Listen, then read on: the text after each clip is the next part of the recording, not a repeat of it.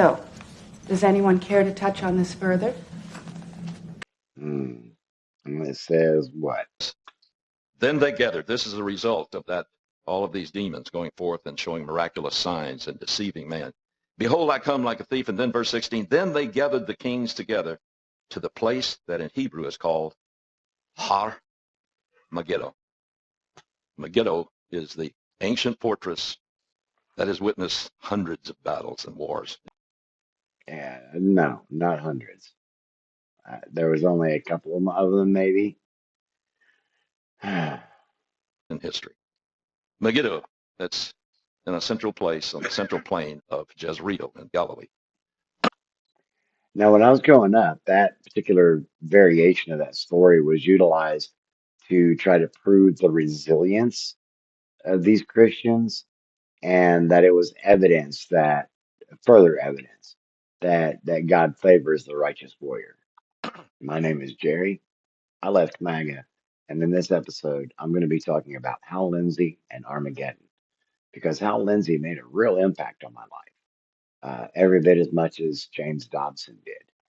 But what I'm going to do is I'm presenting for you Hal Lindsey's version or take on Revelation chapter 16, where we're starting into a little bit into the chapter.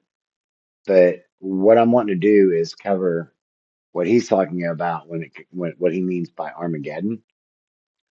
And then after that, I've got clips from two different Hal Lindsey reports, uh, Armageddon Arsenal and Armageddon Weapons.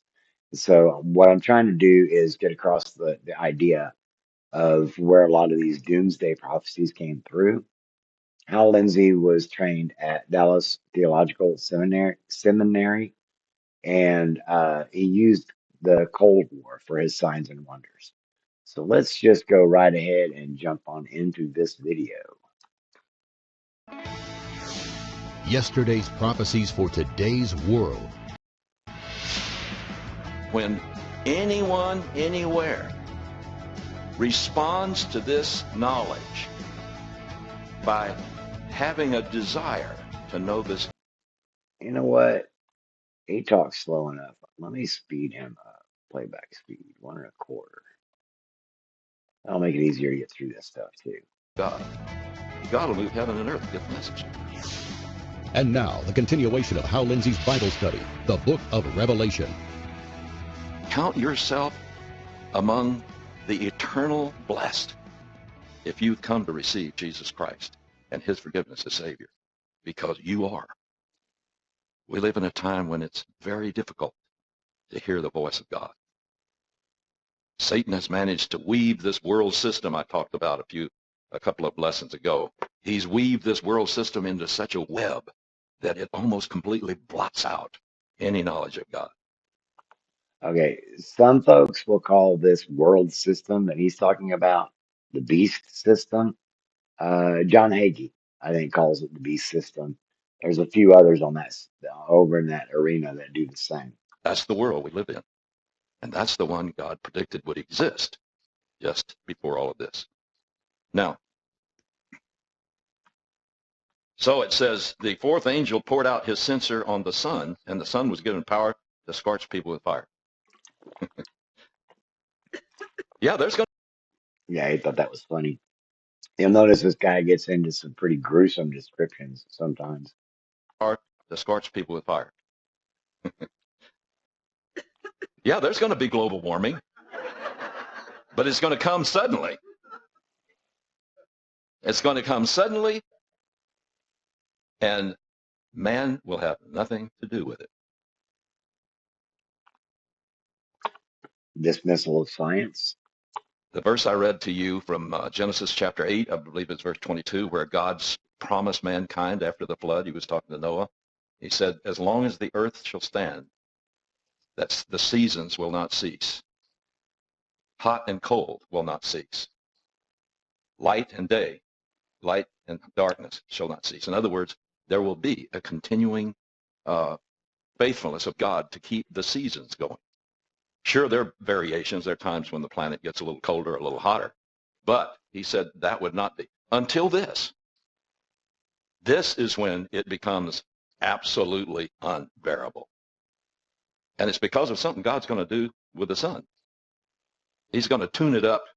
The thermostat's going to really be turned up.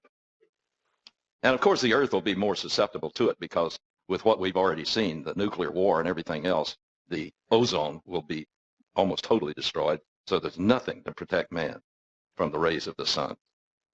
And like I said, Sounds like he's leaning into some of that stuff that the channel used to be called suspicious observers. He allegedly watched solar flares and space weather. I don't know. His stuff was scary too. Oh yeah, and he talked about polar flips. My dad bought into that. But yeah, let's go back to this guy. so there's nothing to protect man from the rays of the sun. And like I say, if Jesus didn't come back to reset the ecology, no one would be able to. But you know something wonderful? All of this gives evidence that God knows how to protect his own, even in this. Because there are believers that are going to survive all of this, and they are going to go into this new earth that Jesus is going to make, and they will repopulate and live in the new earth for 1,000 years. So you can see that, hey, there's horror here, but still there is a bright outcome. There's a new world coming. All right, verse 10. And the fifth angel poured out his censer on the throne of the beast. And we know who that is. Who's the beast? The Antichrist.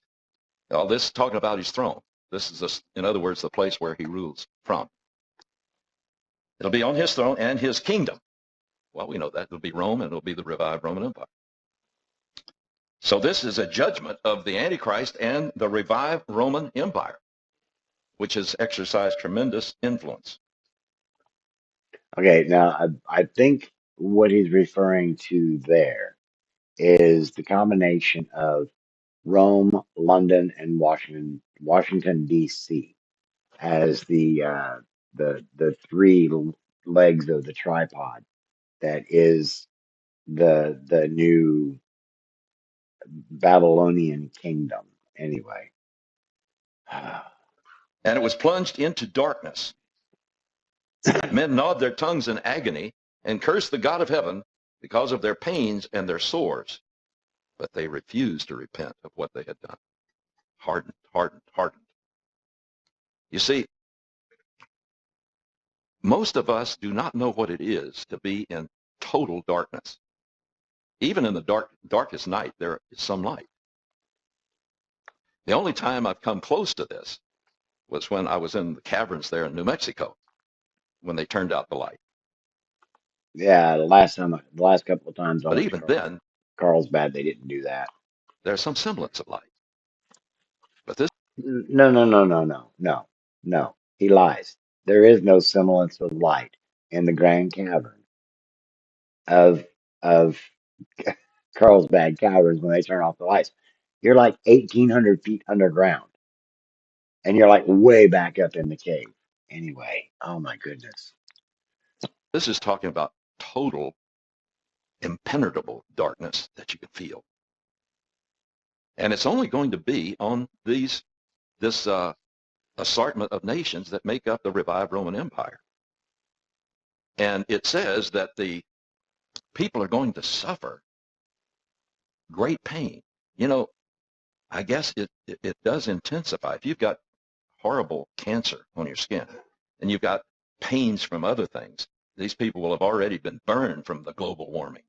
They'll be severely burned, all of them. And then to sit in darkness, it concentrates all of your senses on what you're feeling. And so it's going to be a terrifying thing. And that's one of the great judgments here that's coming. So you don't want to be one of them folk now, do you? The sixth angel poured out his censer on the great river Euphrates, and its water was dried up to prepare the way for the kings from the east. Then I saw three evil spirits that looked like frogs, and they came out of the mouth of the dragon, Satan, out of the mouth of the beast, the Roman Antichrist, and out of the mouth of the false prophet, the Israelite. And they are spirits of demons performing miraculous signs. Now, this doesn't mean trickery here. It means they're going to perform real miracles. And they're going to use these real miraculous signs to convince the world to do something. And note that it says that the first thing this fifth judge, or I should say the sixth judgment does, is to be a judgment on the river Euphrates and to dry it up. A few years ago, not like within the last 5 years, the Euphrates River pretty much dried up because of drought, or at least that's what I was hearing. And so there were a lot of folks that were borrowing that as yet another sign that it's in the end times. There is so much scripture about great, powerful demons being associated with the river Euphrates. Do you know that? We saw that in chapter 9. It talks about Could it have anything to do with the fact that the river Euphrates was a major body of water that ran through the middle of all this territory? associated with the river Euphrates. Do you know that? We saw that in chapter 9. It talks about, in chapter 9, releasing the 4 great angels that are bound at the river Euphrates. And then it talks about the 200 million coming from the east of the river into the Middle East to war. You see,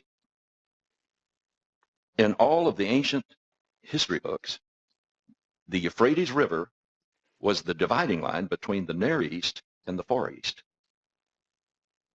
And for most of human, I would recommend fact checking that. I should have picked up on that so that I could have the corrected answer. But somehow I have doubts about that, but I guess it's possible. I figured the Far East was further east. human history, Asians rarely ever got into what is called Europe or the West. He's totally blowing off the Silk Road. The hordes of Asia were divinely kept back. Oh, well, he's forgetting about the Golden Horde and the Vandals. Oh, good grief. Asia were divinely kept back because they could have wreaked havoc in the West, and the West was the area where God chose to work most of history. Oh, so just blow off everybody out in the East, right? But the Asians were always a brilliant race. Listen, long before we invented anything of consequence, they were inventing things centuries before. Chinese were the first to invent gunpowder, only they didn't use it for gunpowder. They used it as toys. We're the ones that took it and made weapons out of it. They were the first to use paper money, have a monetary system, banking system, so forth. They created a lot of things, but God knew that he had to keep Asia and the West separated. And it was separated at the river Euphrates. The only one. So it sounds to me like he's talking a segregationist line here. And the West separated. And it was separated at the river Euphrates. The only one that really ever got into this was Attila the Hun. And some of the Mongols, but they never came in force. And they never. Excuse me, buddy, you need to go read a history book. Some of the Mongols, but they never came in force. And they never really got into Europe. But what is this sixth judgment all about? When you look at the things it says happen after this sixth censer of judgment is poured out, it is preparing the way for a global war. God is releasing all restraint and allowing the muster of a global force for a global war. Okay, it sounds to me here like he's making a reference to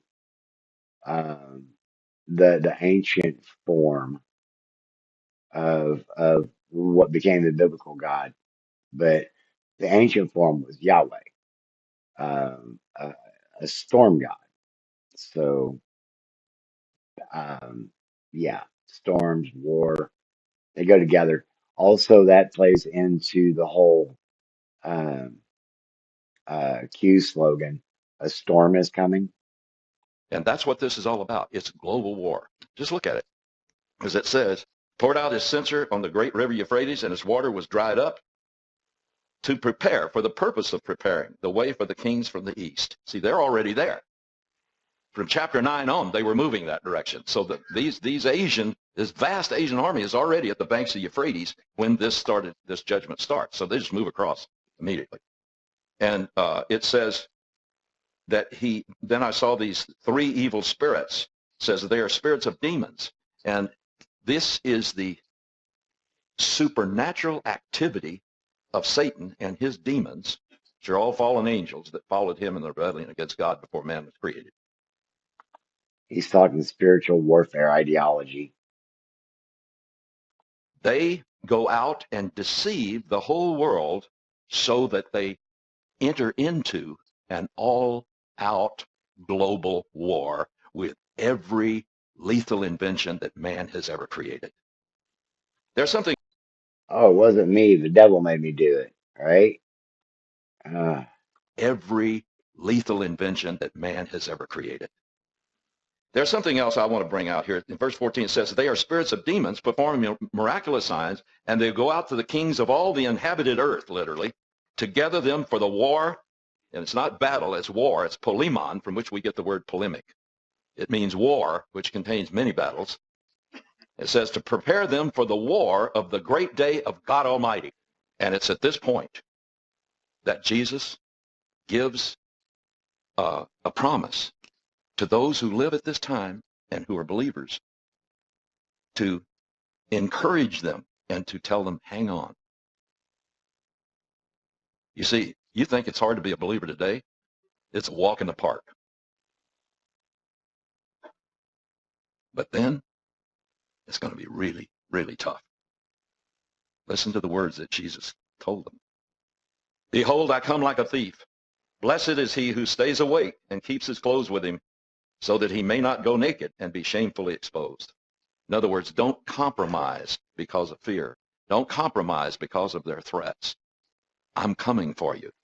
So hold fast, stay awake, and keep the righteousness that I put upon you constantly in your minds. That's the idea. And it says, And it says what? then they gathered. This is a result of that, all of these demons going forth and showing miraculous signs and deceiving man. Behold, I come like a thief. And then verse 16, then they gathered the kings together to the place that in Hebrew is called Armageddon. Megiddo is the ancient fortress that has witnessed hundreds of battles and wars No, not hundreds. There was only a couple of them, maybe. in history. Megiddo, that's in a central place on the central plain of Jezreel in Galilee. Now, when I was growing up, that particular variation of that story was utilized to try to prove the resilience of these Christians, and that it was further evidence that God favors the righteous warrior. Spoken from those pulpit or parapets many, many times. I made it a pulpit. So now, all-out war, the thing we've dreaded all of our lives, I'm sure, a real all-out war with nuclear and everything else involved. So these things are getting geometrically worse as we go through. And here's the worst one, the seventh angel sounds, or I should say pours out his censer. It says in verse 17, the angel poured out his censer upon the atmosphere. It says air, but it literally means atmosphere. And out of the temple came out a loud voice from the throne saying, it has been done. In other words, everything has accomplished. Now, what's terrible about this one? I call this last judgment total global destruction. That's what happens when this is unleashed. Total. Stick a pin in that, because that's going to come into play whenever we go and look at these weapons that he's talking about, modern weapons. Global destruction. Look what he says. He pours out his censer upon the atmosphere, and out of the temple came a loud voice from the throne saying, it has been completed. So the first thing we need to realize is that when he pours out his censer on the atmosphere, this means the atmosphere and the ecology are totally destroyed. That's number one. Then there came flashes of lightning, and loud literally is a word meaning deafening rumbling of the earth. Largest known recorded earthquake, somewhere around I think it was 9.5. It's in Chile. And that's the most powerful we know. Well, here we're talking about a 25 or a 30 on the Richter scale. Don't you just love how he jumps to these hyperbolic conclusions? I didn't. He's just making stuff up all along the way. And apparently, this earthquake is not going to be centralized to one location, but it is an earthquake that circumvents the earth. The whole crust of the earth is going to be fractured by this earthquake. And you look at What a nightmare! What an absolute nightmare! it's going to be fractured by this earthquake. And you look at the repercussions, and it says, no earthquake like it has ever occurred since man has been on earth. So enormous was this earthquake. Now here are the repercussions. Verse 19. The great city split into three parts. What's the great city? Jerusalem. Jerusalem. Now listen to this. Actually, the way I heard it wasn't Jerusalem; it was Rome. And the cities of the nations, plural, which means all of them. All the cities of the nations, meaning the Gentiles. See, Israel's been judged. Jerusalem is split in three parts and shaken to pieces. Now it's the Gentile world that's hit. The cities of the nations collapsed. This earthquake will cause all of the buildings and everything else in every city on this planet to literally collapse and fall. There will not be one skyscraper. There will not be one building, even a house, that will not collapse because of this. So everything that we have built is going to be destroyed. Can you imagine that? Every city. Think of the great cities on this planet. Sure, we start with New York and Paris, the city of light, Berlin, Sydney, Buenos Aires, Mexico City, all of the great cities of this earth, every one of them will collapse.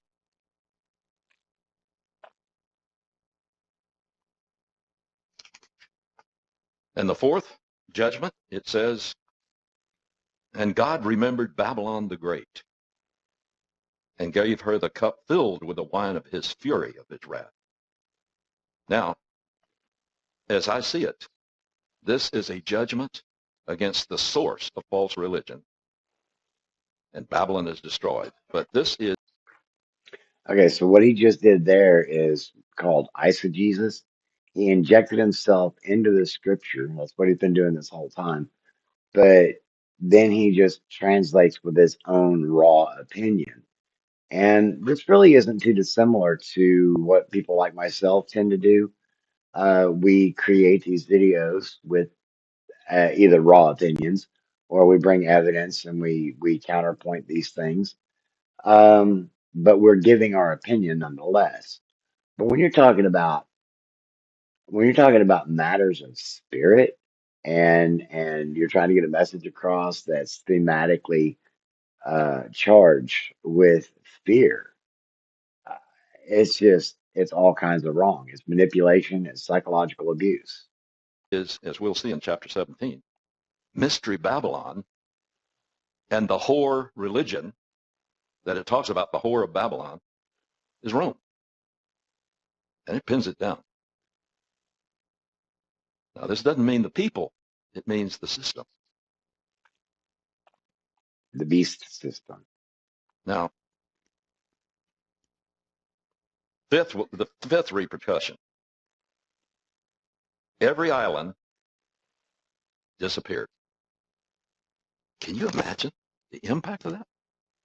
Think of the beautiful island. I can think so many beautiful islands I've been to. Every island will disappear.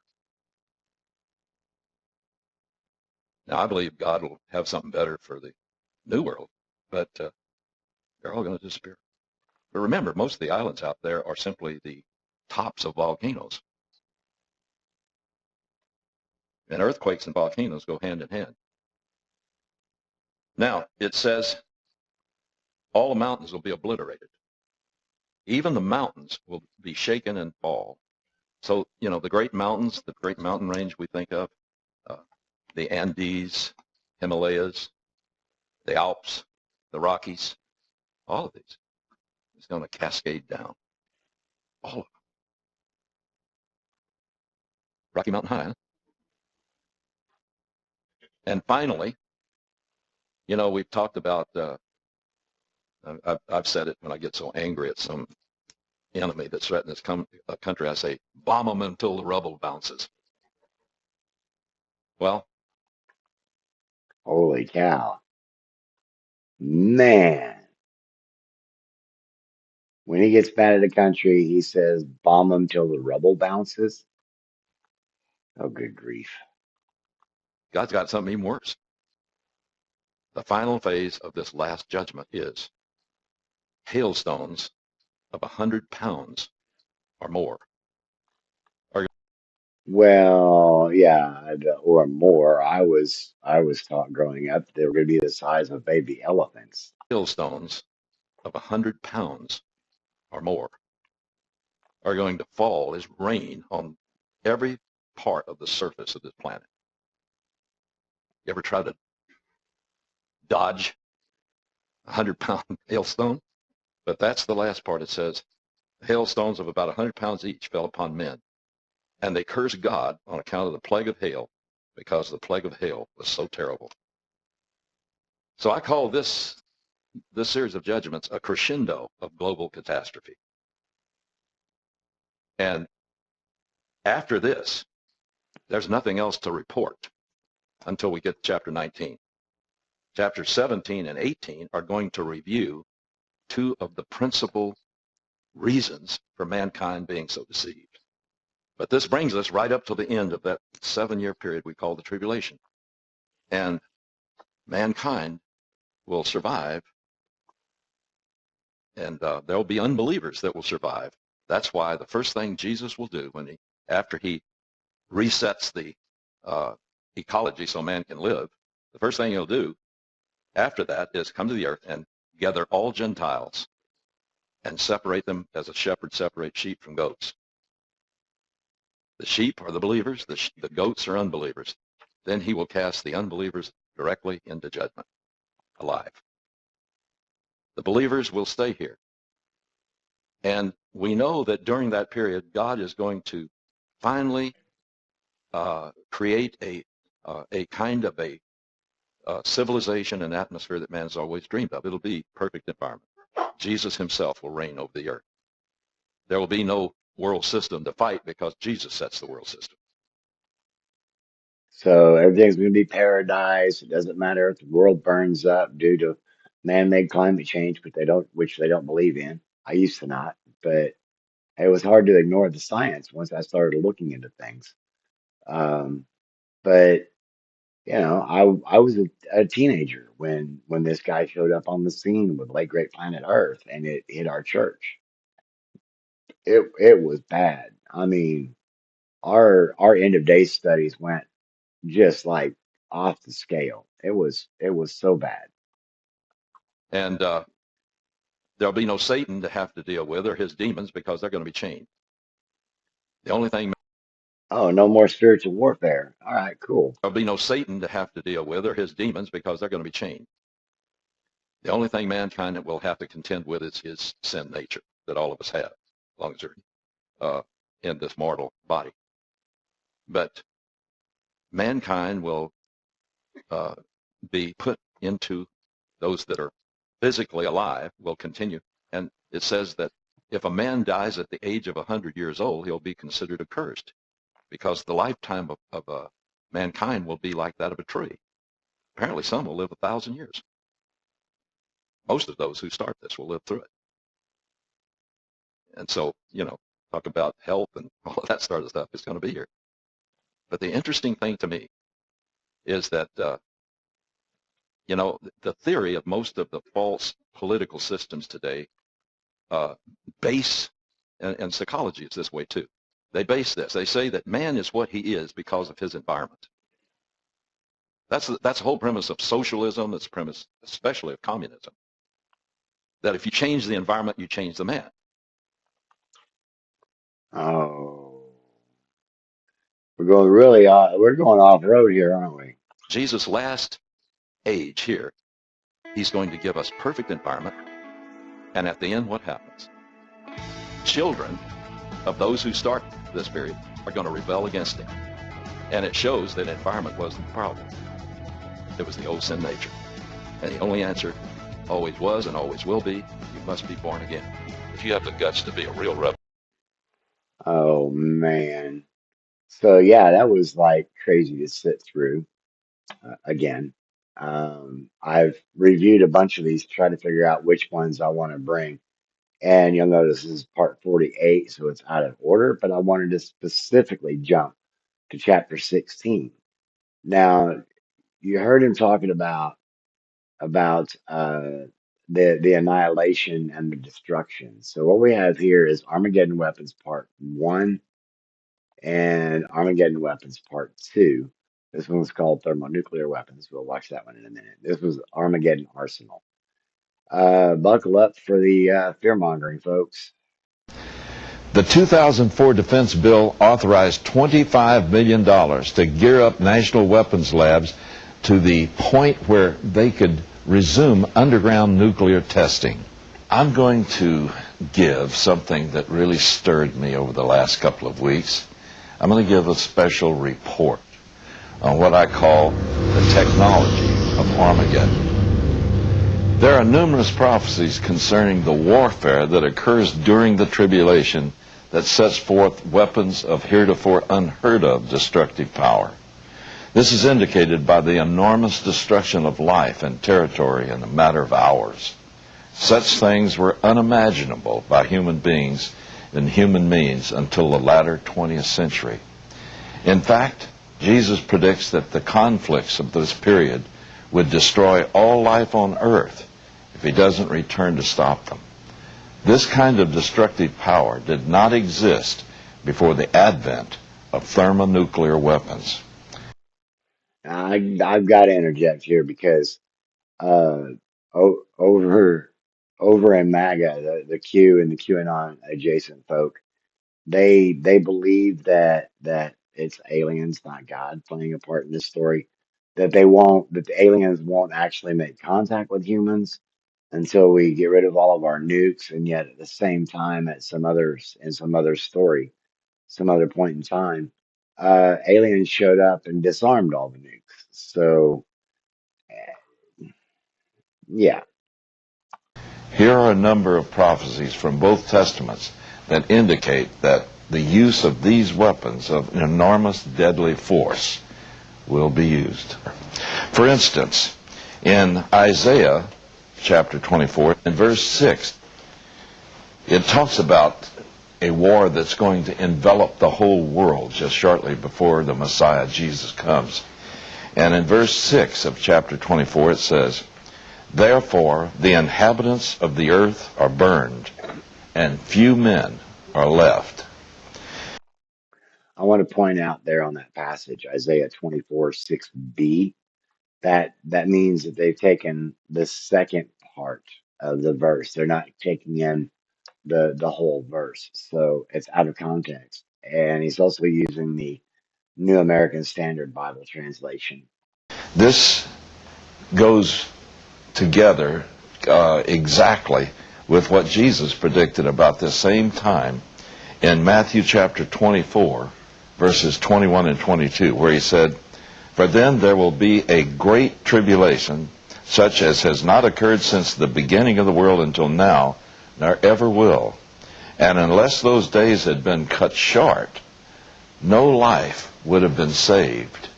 But for the sake of the elect, those days will be cut short."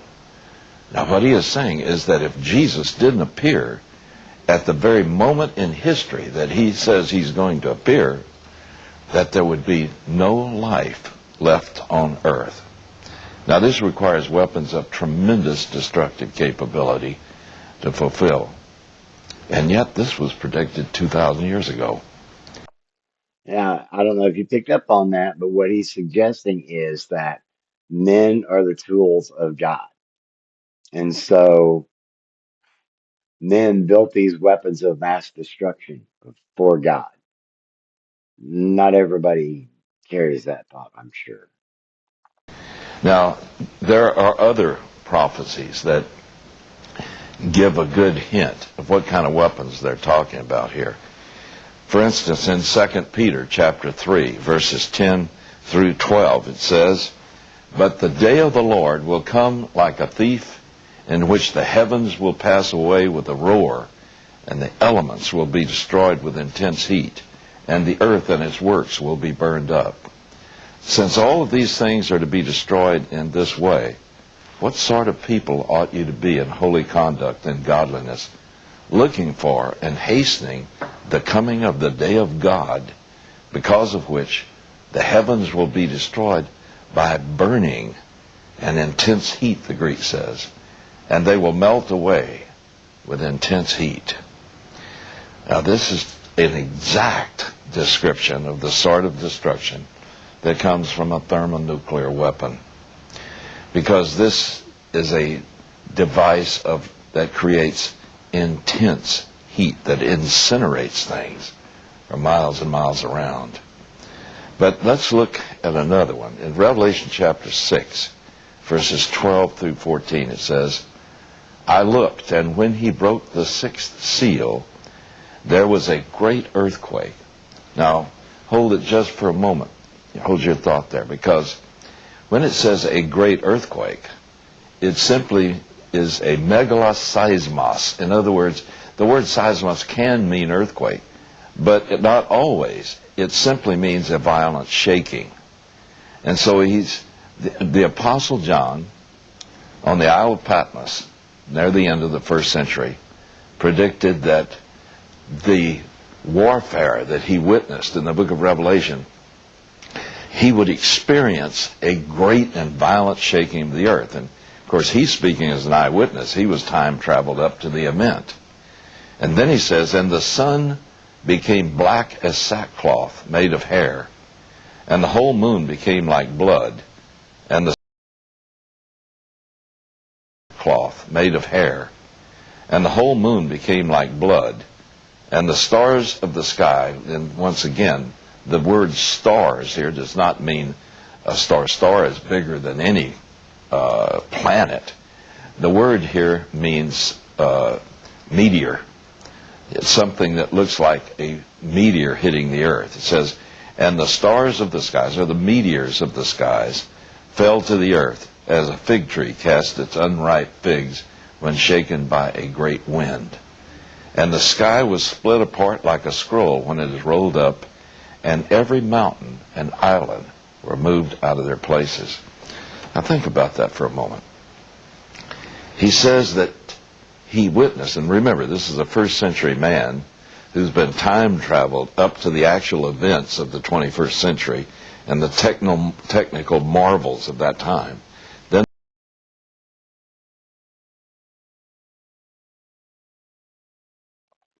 I was muted. I didn't realize that. Yeah, time traveler? Seriously. Uh, yeah, I understand from the MAGA whisperer. I had missed the detail, but Sidney Powell was talking about getting tipped off by an eternally decapitated time traveler or something. These folks have some weird ideas. brought back to the first century and told to describe what he saw. Well, he could only use phenomena with which he was familiar. And so he says, to him, there was a violent shaking of the earth. He looks up and he sees these objects that look like a comet or a meteor hitting the atmosphere. And he says that there are many of them. They're like ripe figs falling. And he says, and when they hit the earth, it causes the atmosphere to be rolled up on itself like a scroll. This is exactly what happens in a thermonuclear explosion. And of course, there are any number of these things today in the arsenals of many different nations. But we know from what happened at Eniwetok when the hydrogen bomb was tested there, that cameras recorded how that the tremendous overpressure that was caused by the explosion pushed the atmosphere back on itself. And once it reached the apex of where the powers would roll it back, it then rushed back into the vacuum. So there was a twofold destruction that came from pushing the atmosphere around.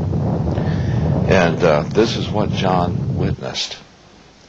And the book of Revelation records that in that first phase of the war that's going to take place, and I believe it's going to take place very soon, in the first phase, in very short order, in a very short period of time, a fourth of the world's population will be destroyed. And just think of it, that's over 1.5 billion people, right? If we look at things as they are now, over 1.5 billion people. This takes weapons of tremendous destructive power. All right, well, that was scary, right? All right, let's take a look at this other video. It's less than 5 minutes long. There's another interesting prophecy that I believe requires this kind of technology for us to be able to relate to that. And it's in Ezekiel chapter 39.